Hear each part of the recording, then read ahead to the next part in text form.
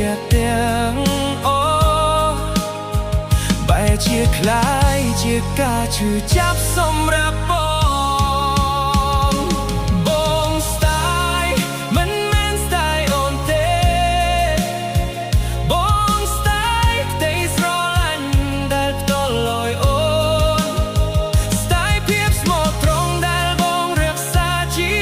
និច្ចតែអូនបែរជាកៅវាទៅបោកចោលបងស្ទាយឱកាសដែលបាត់បង់